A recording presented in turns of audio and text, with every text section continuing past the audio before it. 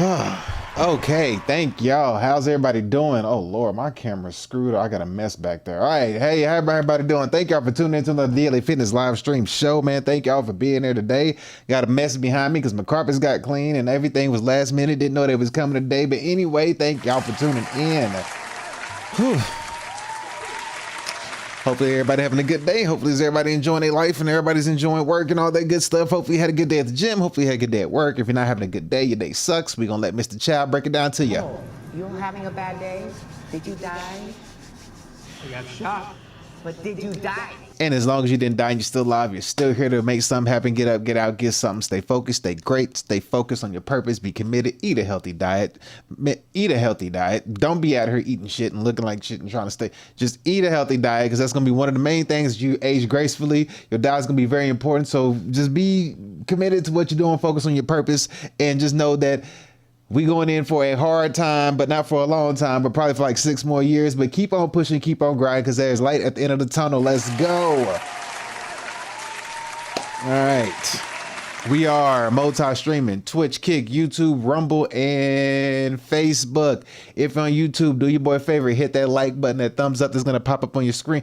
It's not popping up today. There it is. It popped up today, though. There we go. So hit that like button to get the algorithm out. Contribute to today's show, Cash App and Venmo. Cash App is Daniel2888. Venmo, Danny-Daniel-00.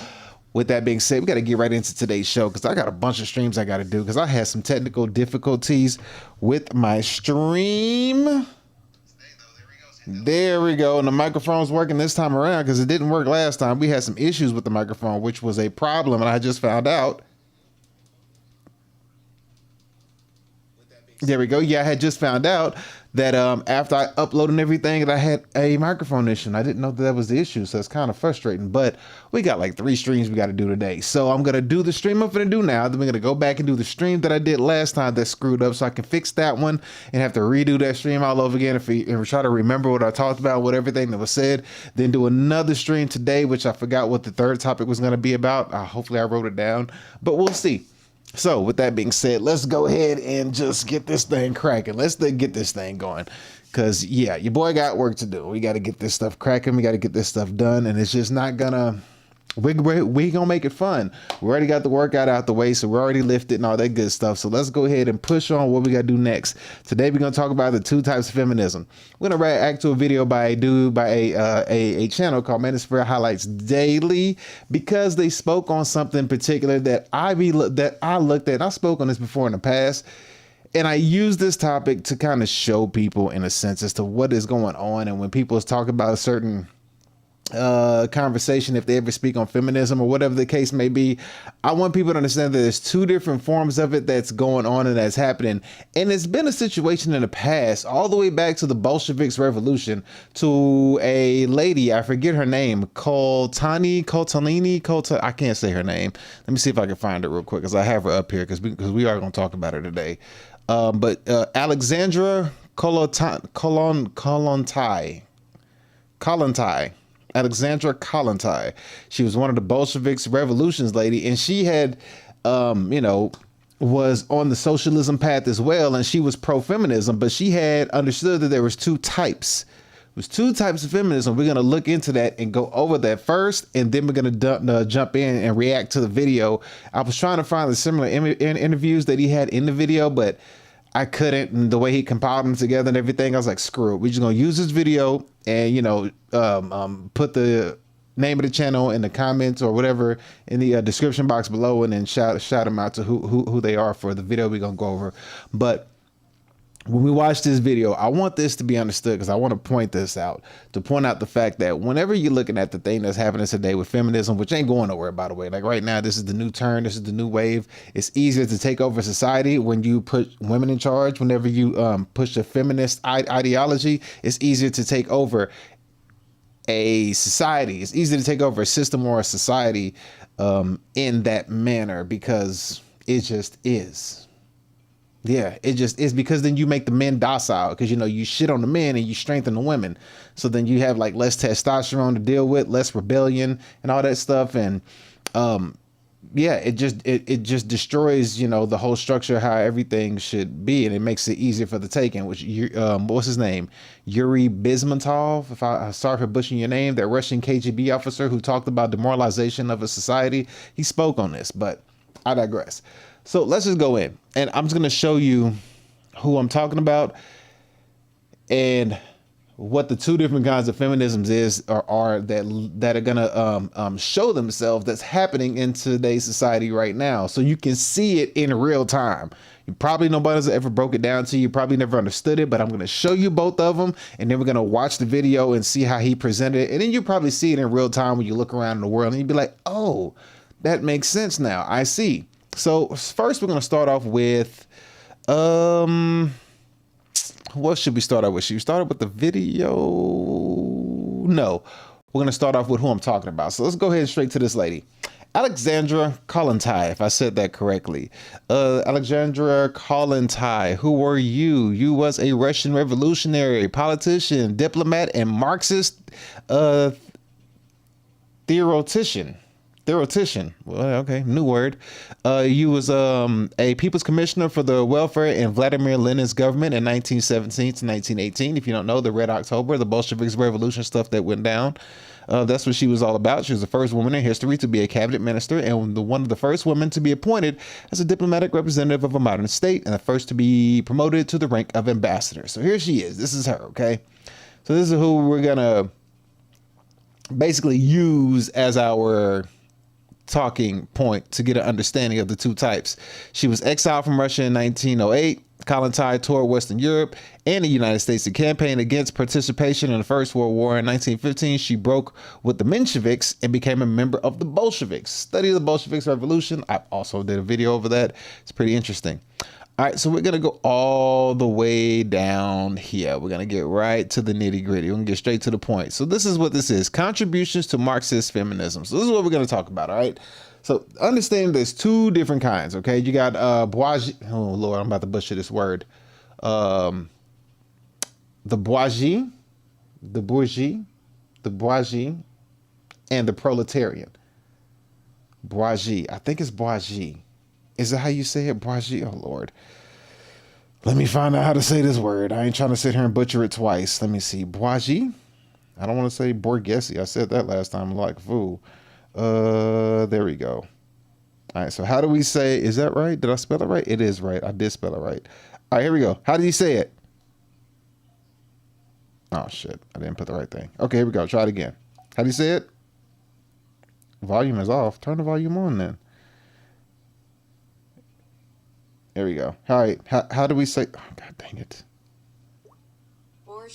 Bourgeois. Okay, we got it. Bourgeois is how you say the word. Bourgeois. All right, so there's two types. Bourgeois and proletarian.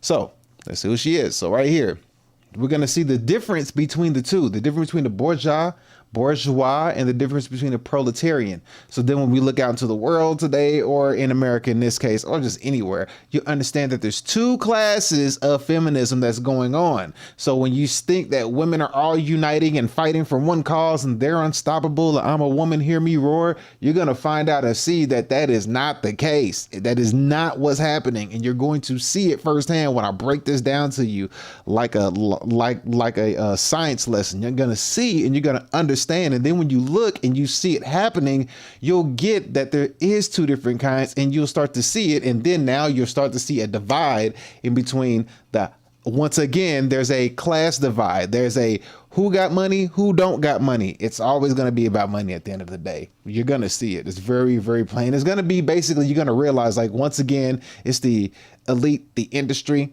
the people that, you know, play in the realm of darkness, sort of say, people who sell their soul versus the people who don't, type stuff. And you'll kind of notice that you'll see it. You know what I mean? You know, you'll see like the NWO versus the regular people. You'll be able to see it clear as day once I break it down. But then you realize that the alliance, the togetherness that all women think they have in this battle for, you know, arguing with patriarchy and all that stuff, you're going to realize that there's a big divide that's going, that is. And I'm gonna explain it to you. So let's just go ahead and get straight to it, because I got other stuff I got to do today. So we got to knock all this stuff out today. Today's going to be a busy day for me. Colin Tai. Hopefully I said her name. Colin Tai. I think I'm saying it right. She's regarded as a key figure in Marxist feminism for her commitment both to women's liberation and Marxist ideology or ideals. She opposed the ideology of liberal feminism. So she opposed liberal feminism. Which she saw as bourgeois. So she saw liberal feminism as bourgeois. That's what she saw it as. Now let's figure out what bourgeois is for proceed so we understand how that works. Bourgeois is a social class of business owners, merchants, and wealthy people in general, which emerged in the late Middle Ages, originally as a middle class between peasants and aristocracy. They are traditionally contrasted with the proletariat by their wealth, political power, and education, as well as their access and control of cultural, social, and financial capital. The bourgeois is their original sense is intimately linked to political ideology of liberalism and its existence within cities recognized as such as their urban charters. For example, municipal charters, courts, town privileges, and German town law in this case. So there are no bourgeois apart from the citizenry of the cities. Rural peasants came under a different legal system. All right, so we have the understanding of how this works. In Marxist theory, the bourgeois and the proletariats form an antagonist relationship based on the former's exploitation of the latter's labor within a system known as capitalism. The main activity of the bourgeois within this framework is the accumulation of capital through the ownership and control of the means of production, such as factories, land, technology. By employing the proletariat, they extract surplus value from the workers' labors, a process fundamental to the functioning and expansion of the system.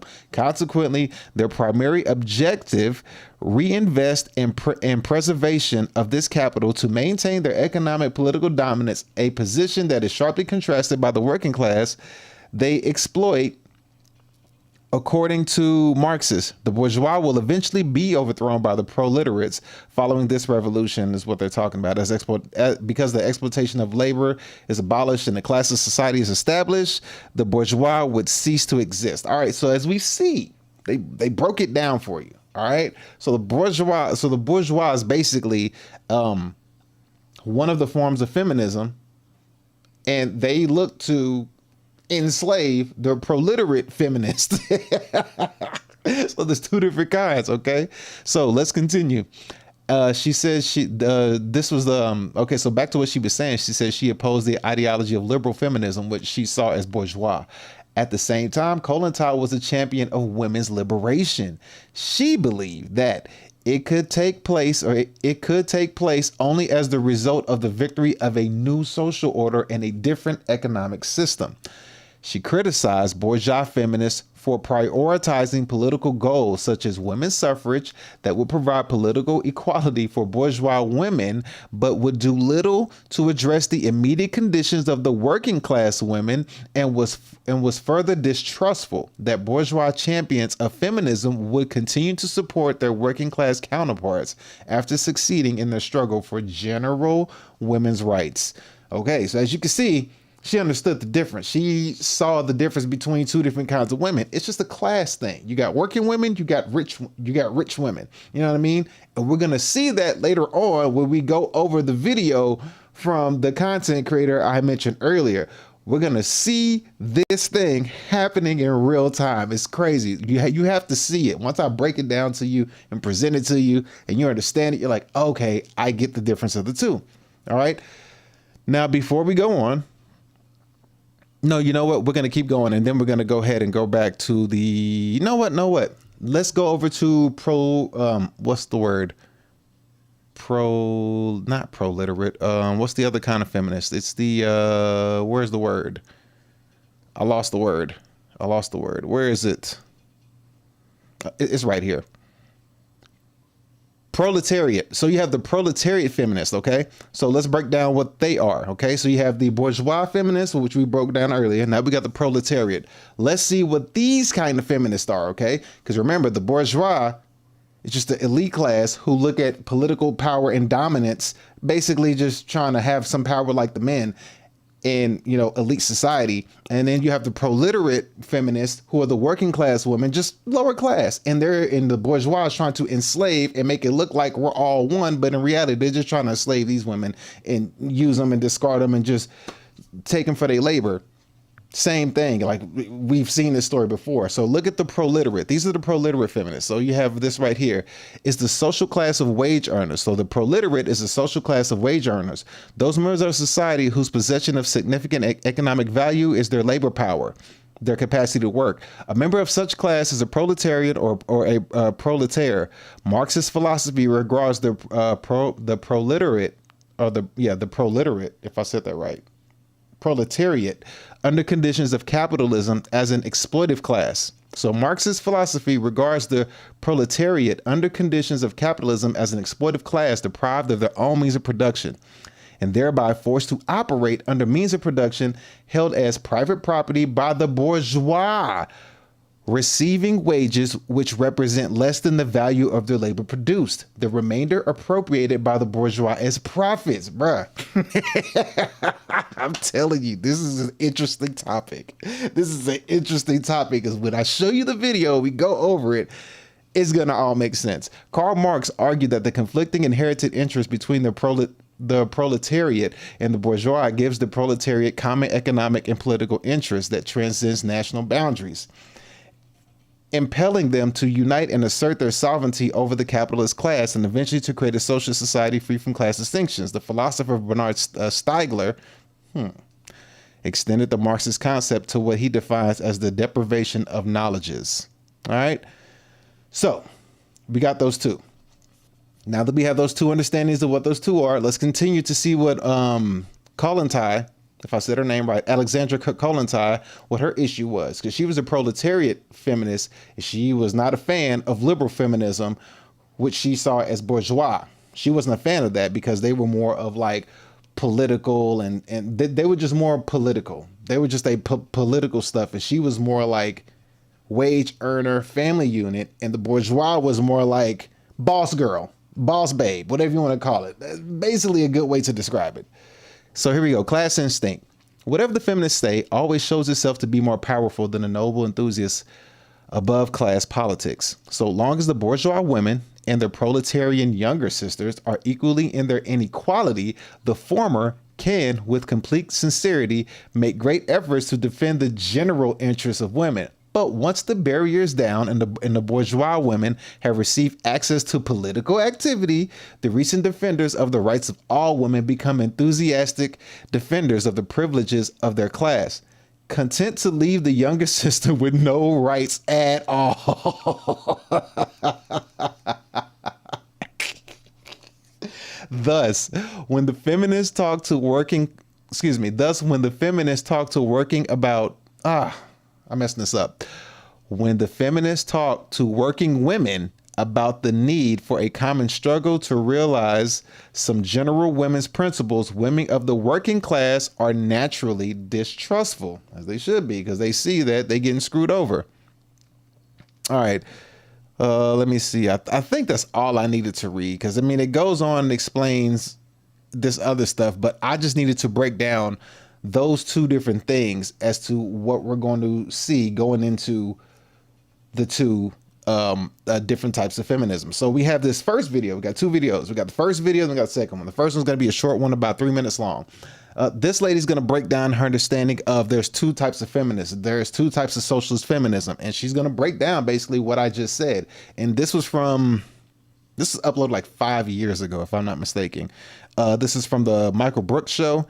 It talks about socialist feminists versus corporate feminists. All right. So she's going to basically break down the bourgeois versus the proletariat. All right. And we're going to see how she even came to the same conclusion and understands that you think these higher up women who are feminists give a shit about you working class women.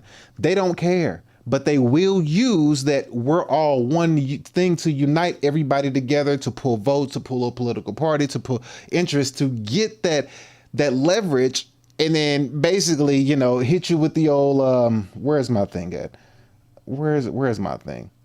There we go. Hit you with the soundbite. Then once they get all their power and they get everything they need, they get all your votes, they get all your labor, they get your profits. And then once they get it, they turn around and they like, FYM. Fuck y'all motherfuckers, you know? it's exactly what's going to end up happening.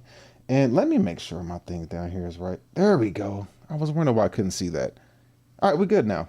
All right, cool. So let's go ahead and get into this first video. So let's go ahead and dive right into this right here, because this is a very interesting. This is very interesting because once you see it, you can't unsee it. And then when you go out into the world and you watch how things are unraveling and you watch all this fighting and bickering and divide, it makes perfect sense. You're like, I get it now. I know what's happening. So yeah, let's get on to it. So here we go. First video. Let's check this out. Here we go. One of the chapters in the book is called Pantsuits Are Not Enough. Yes. In that chapter, I really try to unpack why it is that this sort of liberal feminism, lean-in feminism, girl boss feminism, whatever you want to call it, the socialists used to call it bourgeois feminism back in the late 19th century. There you go. You see, she called it girl boss feminism, whatever, all them different names. They call it, it was called bourgeois feminism. Same thing. The same thing I just read to you. She's finna break down. That sort of strand of feminism was always about getting women things like voting rights through the suffragettes, getting women, married women, property rights, allowing women access to higher education, and allowing women access to previously male professions.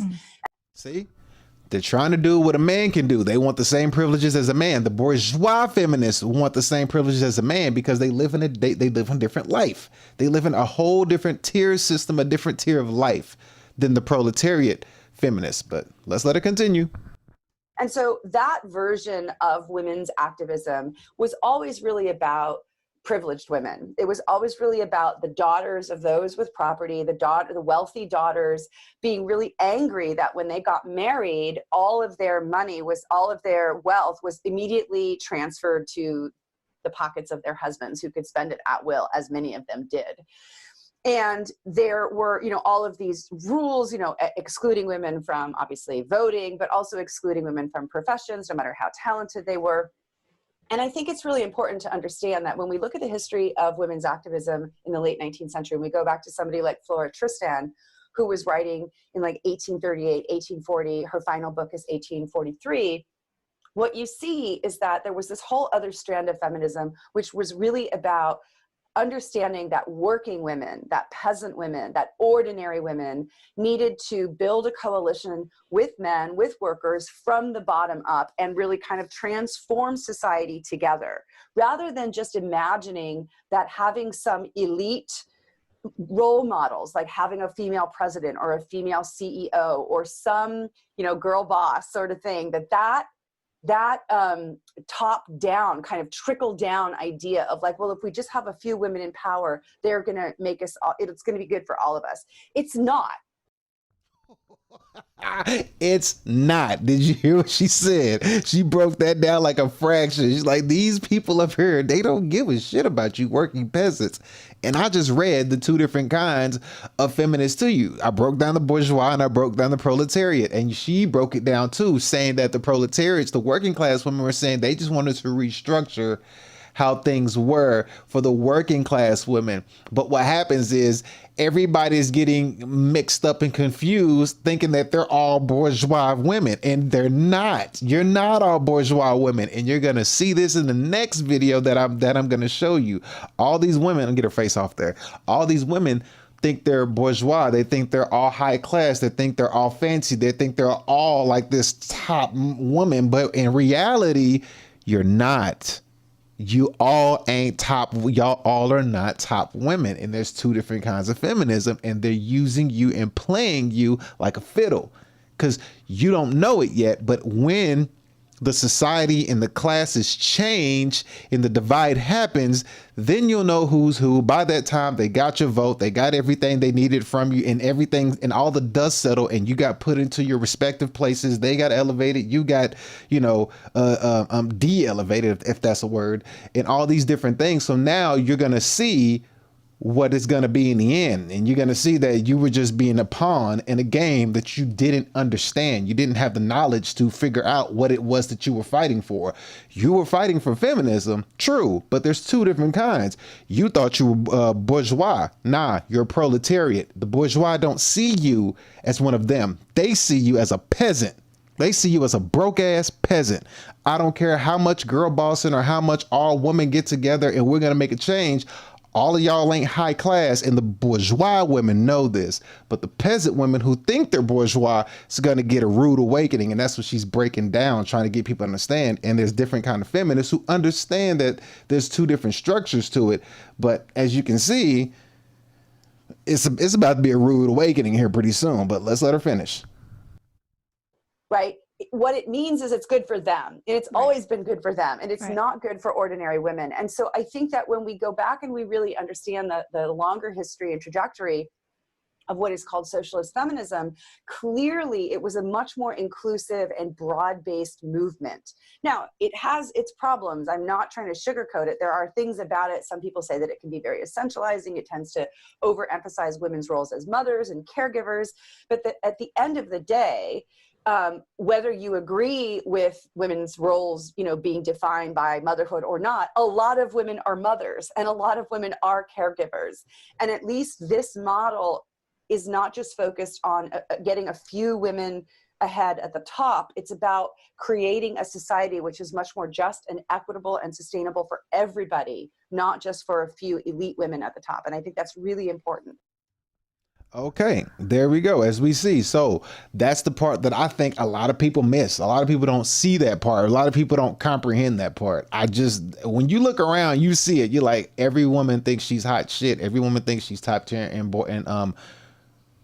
oh, good Lord, what's the word? Bourgeois, whatever. Oh, Lord, I got to find out the word again. Every woman thinks that they're that, though. But what's happening is because the economy is shifting, right? The economy is shifting.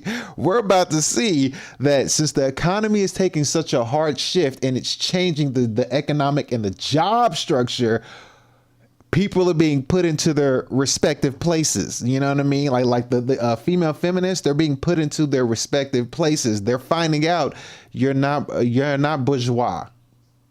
You're proletariat, and the bourgeois is going to enslave your ass and use you for what they need and then profit off your labor. That's what we're seeing. So then this new world structure that we're going into is the bourgeois form of feminism. Not the one that benefits the working class feminists, the one that benefits the elite class feminists. That's what we're moving into. That's how things are being structured. But I don't think people are aware of the two types. So I would like to just break it down to you. Which I already did. So as you can see here, right here, the bourgeois, two different classes, right? There's two different ones. The bourgeois and the proletariats form an antagonistic relationship. Based on the former, or the bourgeois exploitation of the proletariat's labor within the system known as capitalism. The main activity of the bourgeois within the framework is to accumulate of capital through the ownership and control of means of production, such as factories, land, and technology. We're seeing that now, especially with technology now via AI. And the proletariat, they're different. They're the social class of wage earners. Those are the members of society who possess of significant economic value is their labor. A member of such class is proletarian or a proletariat, or a proletarian. The Marxist philosophy regards the proletariat under conditions of capitalism as an exploited class deprived of their own means of production, and they are by forced to operate industrial means of production held by as private property by the bourgeois. I hope I said that word right. Receiving wages which can represent less than the value of their labor produced, the remainder appropriated by the bourgeois class's profit. So right here, we're seeing the economics change, and the people who are having jobs and they're losing jobs, they're getting laid off. And now when they get these jobs back, what are we seeing? They're not paying as much for the jobs anymore. So if you were getting $250,000 for a job, now you're probably getting $120,000 for doing the same job with more work, and it screws up women's hypergamy. So it's like they're redirecting them. So now you're gonna see in this video that I'm gonna show you by the content creator, he's gonna break down. Now, as you watch this video, you can understand the restructuring of the bourgeois women and the proletariat women. You're gonna see these two working in real time. So here we go. We're gonna run this video. This is gonna be a very interesting watch. Now that you got the groundwork. So let's go ahead and run this video. Fair use. Shout out to Manosphere Highlights Daily. He's gonna do a full breakdown of girl boss feminists are starting to see the damage, is what he says. So here we go. To sell you on. So are you getting left behind? Or are people just trying to sell you on the idea that you have to use AI even when it doesn't actually make sense to do so? They know this can't be right because it's just none of that was true. It's like nobody is more prosperous because of the girl boss feminism era. We've seen tons of female leaders be exploitative and just mirror all the things that we hated about the men in power, and nothing actually changed. She just described bourgeois feminist. I hope I said that word right. She just described bourgeois feminist and proletariat feminist. That they're describing it. This whole video, they're describing it. I'm not coming at you from this situation from a red pill manosphere content direction. I'm coming at you with using this video from a direction of look at the two different types of feminism being put right in front of your face. It's clear as day. You can see it. It's clear as day. It's fantastic the way he laid this video out. He comes at it from his perspective, but I'm just showing you there's two ways to watch this video. So let's keep going.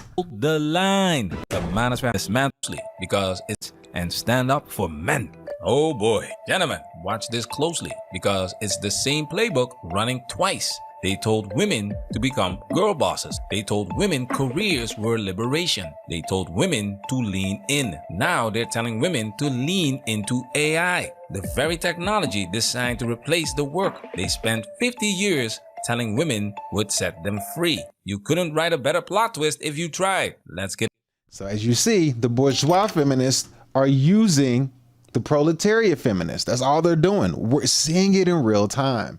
This is going to show the difference between the two feminists. And we're going to see the bourgeois feminists try to take the lead on the AI, and the working class feminists, the proletariat feminists, are like, screw the AI, because the AI screws me over. And the bourgeois are like, well, yeah. Yeah, so they don't care. They're there to exploit you. That's what they're there for. But watch this video, man. This is I love this video because it actually makes a lot of sense when you see what's really, really, really going on. He did a good job breaking it down, but just watch the angle I'm presenting to you from this video. men are being flooded with this same message from influencers, founders, and self-help personalities. I think it's time to learn about AI. Learn AI, use AI, adopt faster, don't fall behind.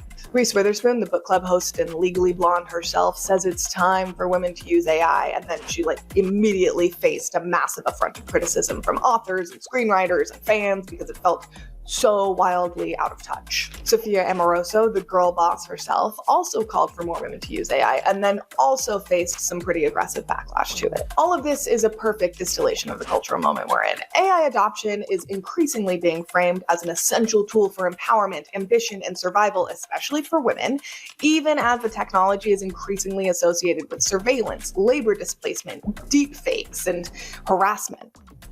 It should come as no surprise that many of the people who are championing this also championed girl boss feminism.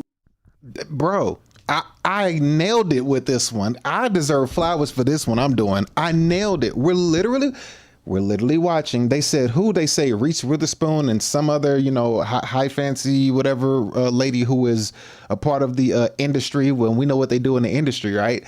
Those people, those bourgeois feminists are the ones benefiting, and they're like, use AI, but we just need you to use AI because we need you to be our slaves for this new class of working laborers that we're about to have. That's it. You're seeing the bourgeois and you're seeing the proletariat. It's just, this video is a clear breakdown of the two classes. This video is so good the way he broke this down. His like I said, his interpretation of the video is going to be different than mine, but I want you to see the clear difference of these two. It's fantastic.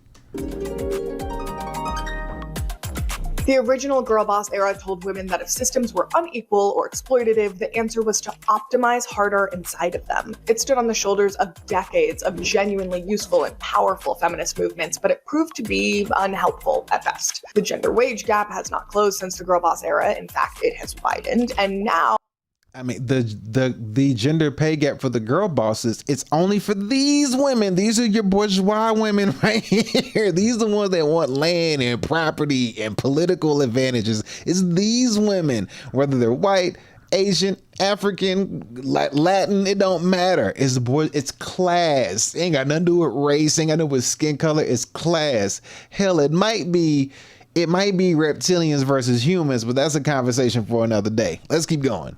AI culture is recycling that same playbook. Use the tool, brand yourself better, stay relevant, and if you hesitate, you're the problem. The foolishness. Notice something. Yesterday, it was learn Excel. Today, it's learn AI. Tomorrow, it'll be whatever the next productivity revolution is. The product changes. The sales pitch never does, because the goal was never empowerment. The goal was productivity. And hold on, she casually drops in the claim that the gender wage gap has widened, and then he's right. The goal was never empowerment. The goal was productivity. From who? The proletariat feminists. While they think they're bourgeois feminists, but now that the job economy is changing, they're finding out what class they belong to. And immediately moves on. But widened compared to what? Same occupation, same hours worked, same overtime, same years of experience, same job title? Those questions matter because the raw earnings gap and the adjusted pay gap are not the same thing. Once you control for occupation, hours, experience, and other relevant factors, the gap becomes much smaller. That's why economists distinguish between the two. Without establishing what that statistic actually means, she immediately pivots straight into AI. Sit with that before you buy the next pitch from the same people. The foolishness. In the cut, Angelina Chapin calls this the girl bossification of AI. And listen to who they talk about. Whenever they talk about people, listen to who they're talking about. They're talking about the girl bosses, the CEOs, the higher up people. The women that they're going to speak on are going to be the elite women. And they're realizing, like, we don't got nothing in common with you elite women because this is benefiting us working women, proletariats. You're seeing the divide of the two bourgeois and proletariat feminists. You're seeing it in real time. It's crazy when you look at it. I felt like we really needed to dig into why women like Reese, rich, wealthy, white celebrities, were adopting this sort of vibe towards AI. And she's not the only one. So I can tell you why she's adopting this vibe to AI. It's right here. Bourgeois. These are a social class of business owners, merchant and wealthy people in which emerge in the middle lay classes originally known between the peasantry and aristocracy. They are traditionally contrasted with the proletariat by their wealth, political power, and education as their access to control of culture, social, and financial capital. That it's literally this. They can't see it, I guess. I don't know why. Why can't you see it? It's in your face. They're not hiding it. In Marxist theory, can you see it? Maybe you can't. In Marxist theory, the bourgeois and the proletariat form an antagonist relationship based on the former's exploitation of the latter's labor within the system known as capitalism. I mean, they're doing it. They're doing it verbatim. Let's keep going. This shit is fantastic. Ambition and survival, especially for women, being framed. This is called for more women to use AI. And then, oh dang, I think I went back a little bit. Hold on, let me catch this back up. I think I went back a little bit. Right. This is damn it. I think I went back too far. Let me see if I can find her. There it is, right there. Here we go. Sorry. that we should all adopt. This technology seems to exacerbate. So the difference between how she was sort of like, this is just a fun thing that we should all adopt, and no, I think I screwed up. We're going to start right here. My bad. Angelina Chapin calls this the girl bossification of AI. I felt like we really needed to dig into why women like Reese, rich, wealthy, white celebrities, were adopting this sort of vibe towards AI. And she's not the only one. So Mel Robbins also made a video. Demi Moore, Sandra Bullock have been interviewed about AI. And the echoes of sort of that 2000s, 2010 hustle culture, girl boss culture, which stem from Lean In, are just unavoidable. And obviously we know this technology is so complicated, and there's so many moral issues with it. Any kind of inequality this technology seems to exacerbate. So the difference between how she was sort of like, this is just a fun thing that we should all adopt, and for anyone who's been paying attention, the reality and the implications of adopting this technology were just mind-blowing to me. It shouldn't be mind-blowing if you've been paying attention. I don't know what he's gonna say, because I'm gonna let him talk his talk. Like I said, I'm looking at this video from a simple bourgeois versus proletarian feminist perspective, and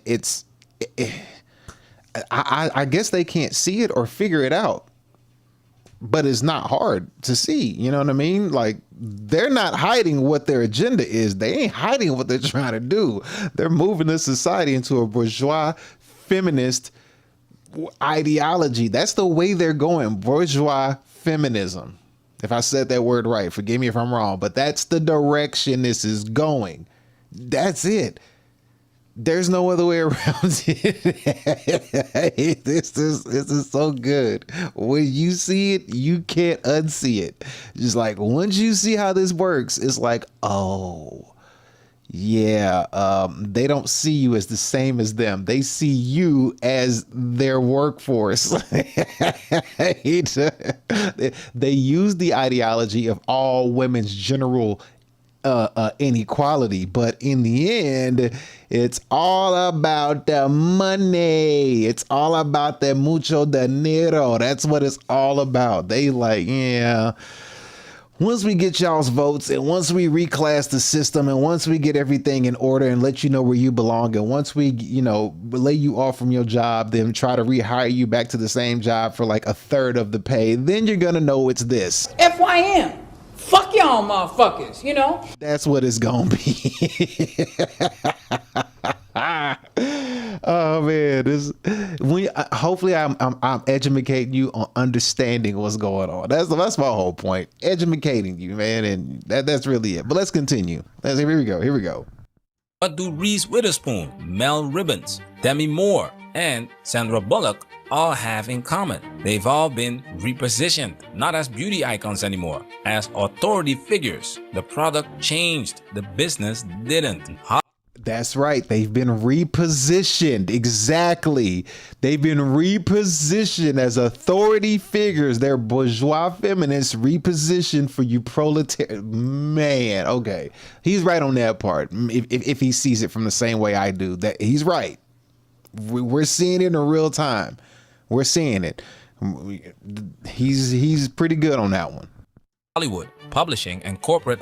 The product changed, the business didn't. Hollywood, publishing, and corporate America still need them selling something, because influence is an asset that keeps generating revenue long after the last product line stopped working. The show must go on. Take Sheryl Sandberg's feminist organization Lean In, which is focusing on fighting the gender gap in AI adoption, even commissioning research papers on the topic. What Sheryl Sandberg is doing is using words that mirror real systemic issues like wage gap and saying AI gap, and sort of using this academic feminist language that makes you actually think, oh, this is a businesswoman. This isn't a celebrity. This isn't some self-help guru everyone dunks on. This is like Lean In, the organization that cares about women. Notice how this works. Take something that women emotionally respond to, the wage gap, and repackage it as an AI gap. Same emotional weight, same academic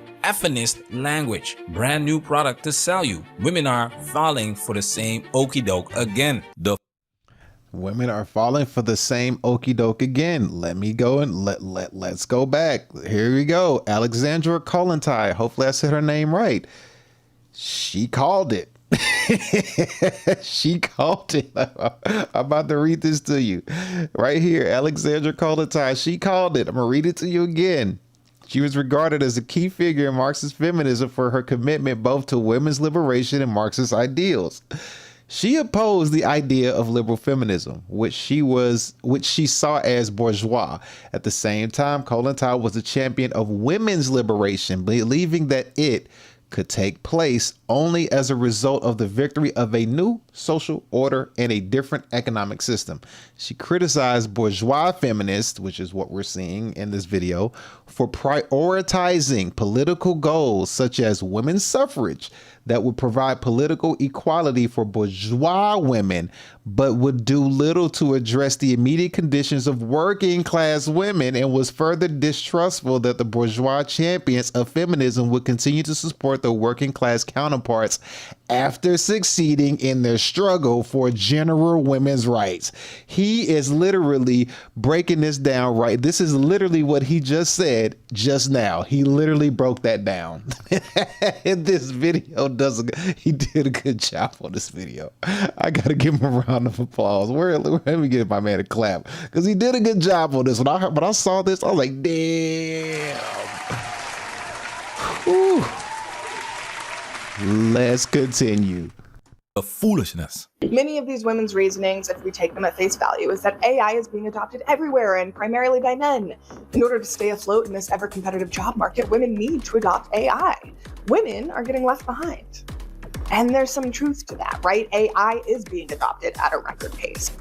But in many places, it's also being dropped just as quickly. An MIT study released last year said that 95% of corporate AI investments have generated zero return so far. In short, the problem AI promised to solve isn't getting solved with AI. There's another nugget of truth in this. Men do lead every single one of the largest AI companies in the world. Sam Altman is the CEO of OpenAI, Dario Amodei is the CEO of Anthropic, Mark Zuckerberg is the CEO of Meta. But for what it's worth, men also lead most major companies across industries, like fashion brands and wineries and landscaping. Here's where the irony becomes impossible to ignore. Girl boss feminism spent decades telling women that careers were independence. Then AI arrives and starts replacing exactly those white-collar jobs first. Ironically, the technology isn't threatening traditional masculinity first. It's threatening the very career ladder feminism encouraged women to climb. Then, she also mentions that men lead the biggest AI companies. Yes, they do. But yeah, he's right. Men do lead the biggest AI companies. It's still gonna be a man on top. It's just a different form of enslavement.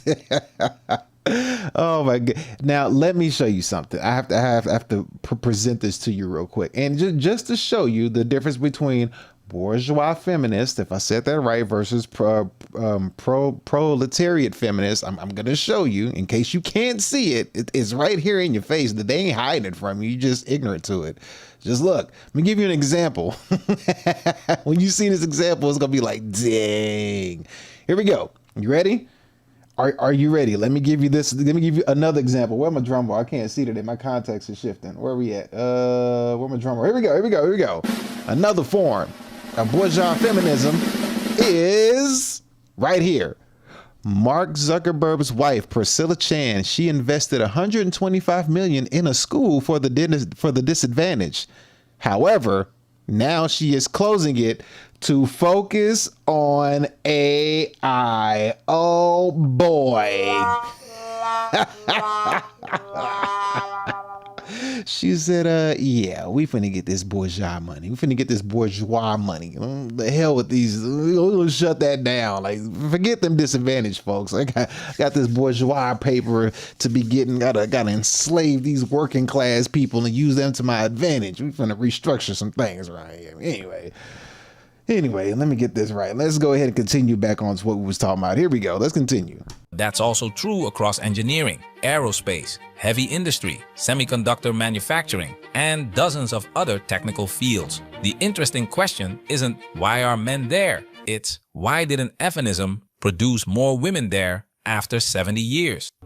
That was not the plan. That's why. The plan was for a small group of bourgeois women to get in positions that they wanted to get in. This is all this is for. This is for the elite bourgeois women. This ain't for the proletariat working class. It's always like, what was his name? George Carlin.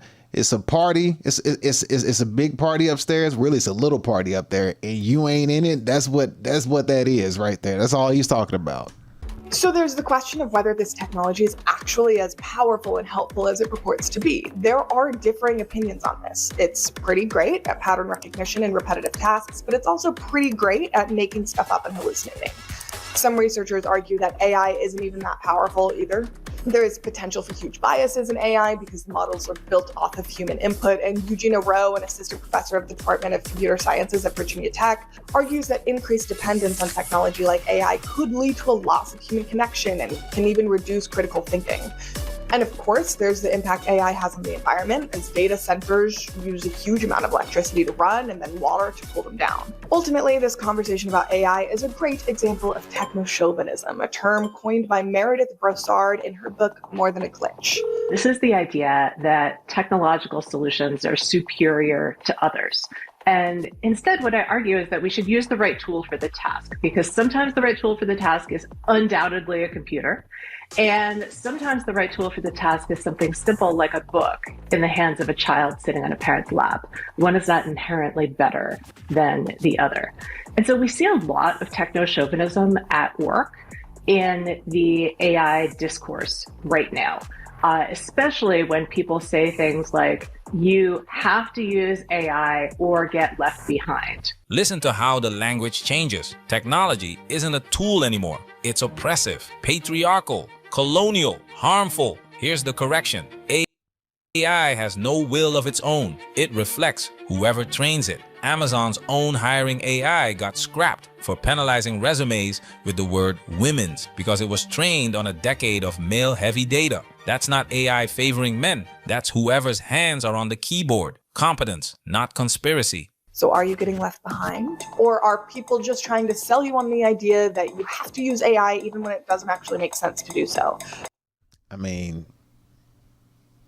to be honest, I forgot what he said. He mentioned something about the AI or the technology. Is it being oppressive or is it just being trained for those who got their hands on it? And I mean, as we just seen, as I'll just show you once again, I have to just keep resulting back to this over and over and over. Right here. This is it. This is right here. The main activity, if you can see it right here, the main activity of the bourgeois within the framework is the accumulation of capital through ownership and control of means of production, such as factories, land, and technology. By employing the proletariat, they extract surplus value from the workers' labor, a process fundamental to the functioning and expansion of the system. Oh boy, there it is right there. I mean, this video breaks this down to a T. I mean, this video, when I watched this video, I was like, bruh,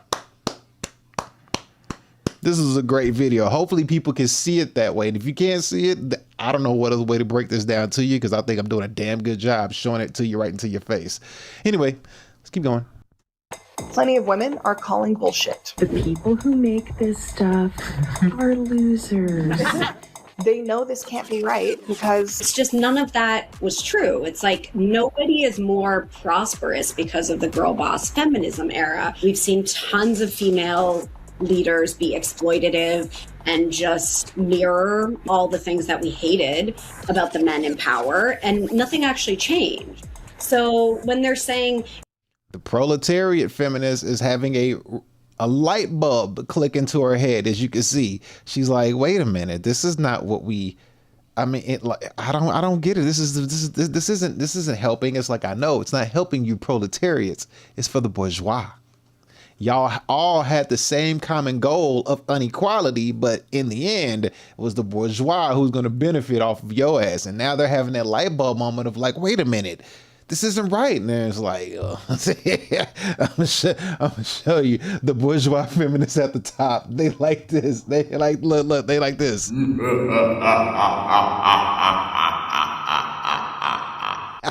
once they got you, they like, Too late now.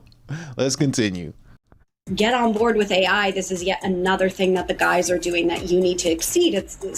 It's you just think, well, I don't want to operate within that world. If I really want to be feminist and progressive, what I should be doing is questioning this technology. This is pure gold! That might be the most honest sentence in the entire video, because she's admitting something feminism almost never says out loud. Replacing male CEOs with female CEOs doesn't change capitalism. It just changes who's sitting in the chair. And it makes sense that women would question this technology.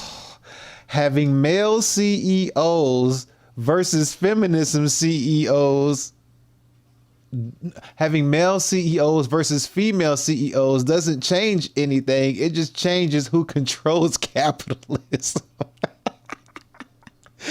Oh my God.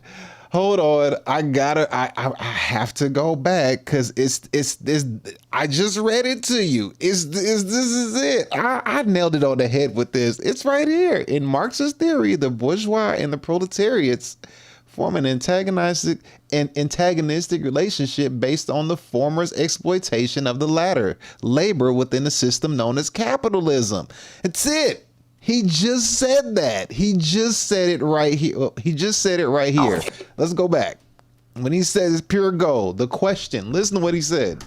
Because she's admitting something feminism almost never says out loud. Replacing male CEOs with female CEOs doesn't change capitalism. It just changes who's sitting in the chair. It doesn't change capitalism. It just changes who's sitting in the chair, which is what we see right here.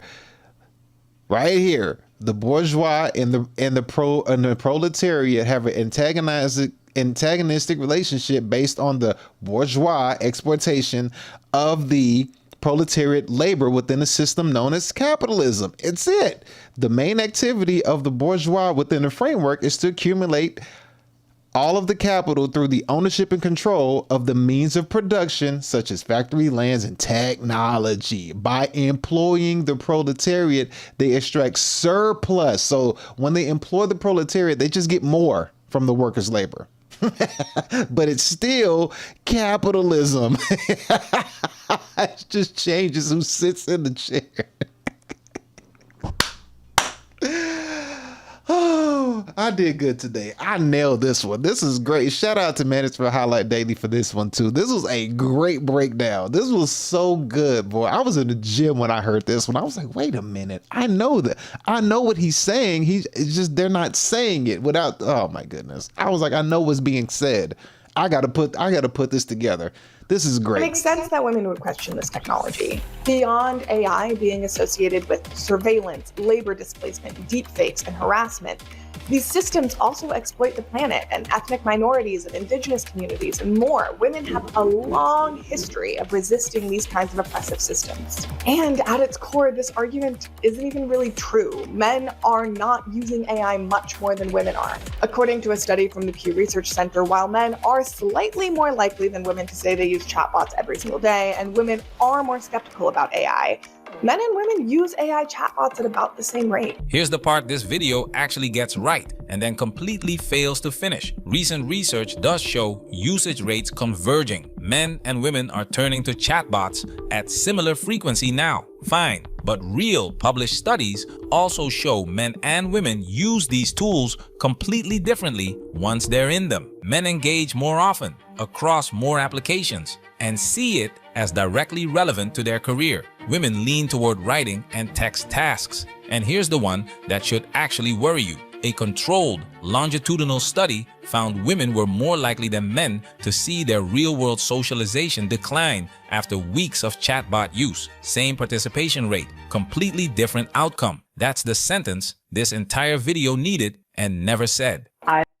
That's why the world shifted the way it did. That's why now you see women, that's why they put women on the pedestal and allow women to have jobs and push women to the workforce, push women to college and degrees, because they knew that when they rolled out this AI technology, if the men were still in a trajectory of family unit, of making a lot of money on a majority type scale, because you know, the men and the women, you know, it turned into this. It's not really much of this anymore. It's more of like this or this, you know what I mean? They pushed the woman because they understood how the man would be utilizing this AI technology versus how the woman utilizes the AI technology. They utilize it two different ways. And men use it for, you know, potentially like what he said, for work and creative tasks. Women use it for texting and writing. Not all women, but you get the gist. So they had to shift that competitive mindset because it was like, no, because the men gonna get real creative, and some men might come together and put their minds together and create something that's combative to our system of control and dominance as we shift into this bourgeois feminist ideology, while tricking the proliterates and thinking that they're one of us when they're not. They're just our slaves, our future workforce that we're going to employ and extract the surplus of their profits. This is so good when you see it. It's fantastic. Let's keep going. I would check out what are the speakers' affiliations. So are they getting paid by one of the big tech companies to say something like this? Has their foundation gotten a particularly large donation from an AI company? Or are they friends with the people who run the AI companies? Microsoft paid Mel Robbins through a partnership to talk about AI in her Instagram post, which she does disclose in her caption. And she's not the only one. Sheryl Sandberg's venture capital firm, Sandberg Bernthal Venture Partners, have invested in at least 2 AI startups this year alone. And she backed a health tech startup that uses AI in 2023. Now, of course, not all women involved with this are directly getting paid. It seems like Reese Witherspoon, Sandra Bullock, and Demi Moore are just doing it for the love of the game. But they aren't doing it in a vacuum. AI is pouring a lot of money into the political system in the US, both by lobbying and through dark money. Anthropic spent $1.56 million last quarter on congressional lobbying. OpenAI spent $1.02 million in the same time period. And all of this is according to Issue 1, a bipartisan political reform group. In all, in just the first 3 months of 2026, 11 top tech companies, including Alphabet, Microsoft, Anthropic, and OpenAI, spent $20 million on lobbying. These are massive increases from the previous quarter. Notice the pattern. Yeah, they're massive increases, all right. They're massive increases because they know exactly what direction they're headed in. And, you know, they are a tight knit at the top. They are tight knit and they stick to the code and they stick to whatever agenda that they're pushing towards. But the proliterate feminists are not. They not. They still fighting. They still fighting amongst the genders. You can see like the bourgeois women.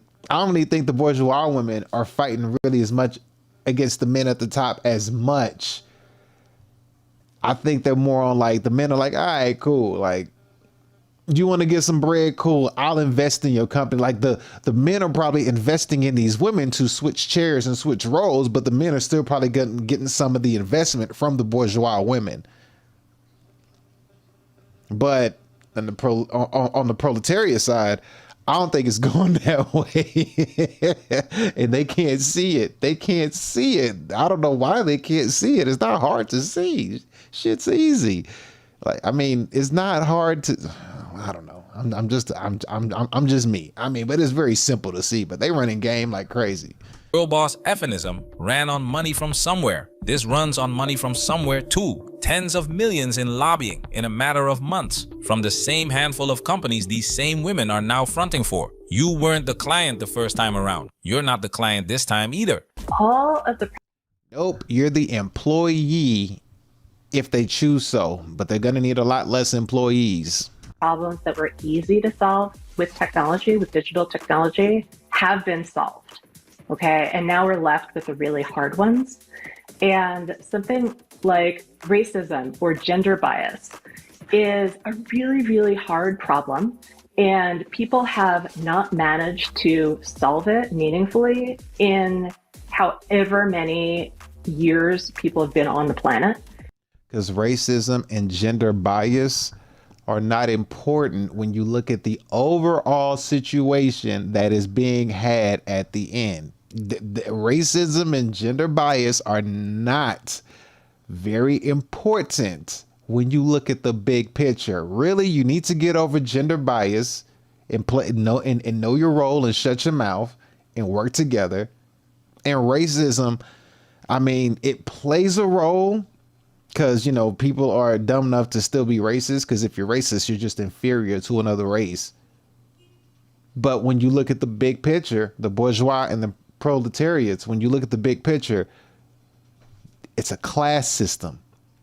And you could say the class system got a lot of money, or you could say, like I say, the class system could just be a small group of reptilians. However you want to look at it, whatever you want to call it. At the end of the day, this higher class seem to stay on code. They seem to stay on whatever they're trying to fulfill, while the other half are worried about these little things that causes division.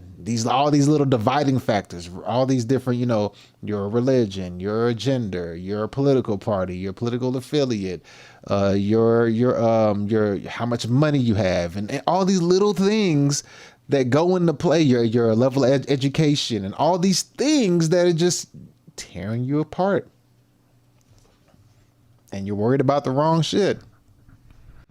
And I'm not optimistic that Silicon Valley types, no matter how brilliant they are, I'm not convinced that they can write code to solve a problem that complicated and long-standing that affects billions and billions of people, right? This is where I actually agree. Technology doesn't solve human nature. Better software doesn't automatically create better people. That's probably the strongest point made in the entire video. We all know who Reese Witherspoon is, right? Reese? So she is facing a bit of backlash. As we see, some more bourgeois. That's all these are, bourgeois. So right now, why? Well, she was urging women, embrace AI. That's what she's telling us now. Listen to what the actress and book club founder said on Instagram. I was with 10 women at a book club yesterday. Good Lord, the before and after with makeup. Good Lord, like what happened? Well, that makeup, boy. That's why you'll never trust a woman on a good day. When she dressed up and dolled up with makeup on, you better enjoy that day and that day alone, because this next day here, phew-wee, she went from 30 to 50. And I said to the 10 of them, how many of you guys use AI? And only 3 of them used AI. So if 3 out of 10 women are the only ones using AI, that means 70% of that group is not keeping up. Hey, I'm... They're all like, hey, that's your fellow bourgeois talking to you, letting you know, like, I got to get you fools on board. I need you future slaves working. I need you future slaves working for me. I'm trying to get you guys. I just need you to be slaves. I'm just trying to convince you, because we all have a common problem, don't we? We all have inequality together, don't we? Nah, wrong. Y'all do not have inequality. They know what they're doing. Let me show you. Once again, let's break this down, what Reese Witherspoon is doing right here. I'm going to show you. This is what Reese Witherspoon is doing. Class instinct. Whatever the feminist says always shows itself to be more powerful than the noble enthusiasm of above class politics. So as long as the bourgeois women and their proletarian younger sisters are equal in their inequality, the former can, with complete sincerity, make great efforts to defend the general interests of women. But once the barrier is down and the bourgeois women have received access to political activity, the recent defenders of the rights of all women become enthusiastic defenders of the privilege of their class, content to leave the younger sisters with no rights at all. Thus, when the feminists talk to working women about the need for a common struggle to realize some general women's principle, women of the working class are naturally distrustful. This is what this video is breaking this down to a T, boy. Shout out to Alexander Kollontai, if I said that name right. But this is it, bro. This is breaking this down to a T, bro. This is such a fantastic video. Let's finish this. Well, let me turn that back up. The foolishness is what he said. Fast and the foolishness. Watch how fast an anecdote turns into an emergency. 10 women, 1 dinner party, 3 use AI. And somehow that becomes proof women are in danger of being left behind. That's not how serious arguments are made. That's how products are sold. Yesterday, the message was lean in. Today, that's not how emergencies are made. I think that's what he said. He said that's how products are sold. That was a bar. Let him say that again. Proof women are in danger of being left behind. That's not how serious arguments are made. That's how products are sold. Ooh, that's not how serious arguments are made. That is how products are sold. Bars. That was fantastic. Good job on that one. Yesterday, the message was lean in. Today, it's learn AI. Tomorrow, it will be something else. The technology changes. The sales pitches never does. This is going to be a collective solution, and we need to change the world at the same time that we change code, right? And so in terms of women using AI, what I would say is that AI is not inevitable, and you should use technology for the things that it makes sense to use technology for.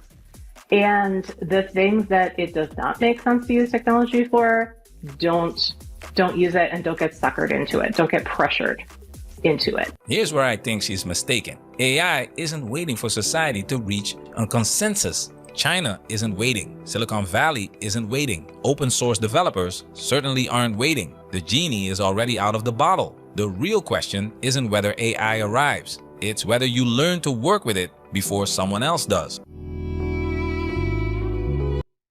I think that is going to be it for this one, ladies and gentlemen. I mean, I made my case. Like I said, this whole thing is about those two. That's what this whole situation is about. That's what we're seeing. That's it. That's all we're seeing. So I tell you, I keep my message the same and clear at the end of the day. Fast, pray, meditate, exercise, and work out, and mind your business. Whatever your business is, you focus on it, you chip at it every single day, you mind your business, you tend to your business. Stick to nature.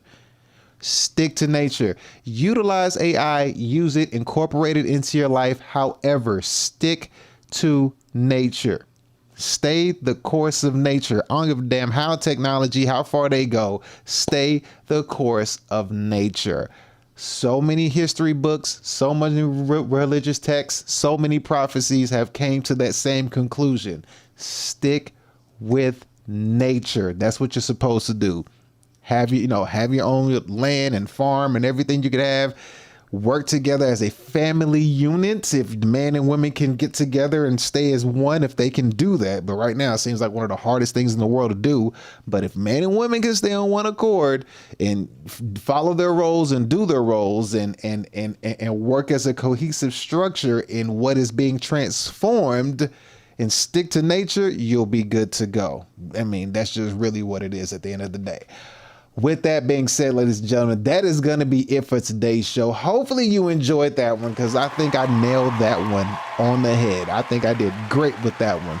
Don't mind the trash in the back. Carpets got cleaned. I had to throw a bunch of stuff up at the randomly last minute because carpets got cleaned. So it looks like my bed is dirty, but it's not. I just had to pick up stuff within like 5 minutes of the carpet guy showing up unannounced, but he came, he saw, he conquered, he cleaned my floor, so we're good. So with that being said, got to get up out of here. I'm going to log right back on and run another live stream to fix the one that I did the other day. So therefore we can, continue having to put out this live stream that I screwed up, but we're going to fix it. So with that being said, I'll see you here shortly. I'll see you in a little bit. Take care. Love you and peace.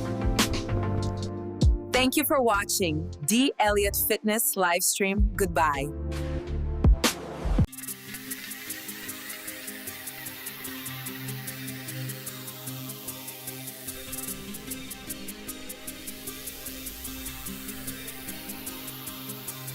I came on and I got the keys like Jay-Z.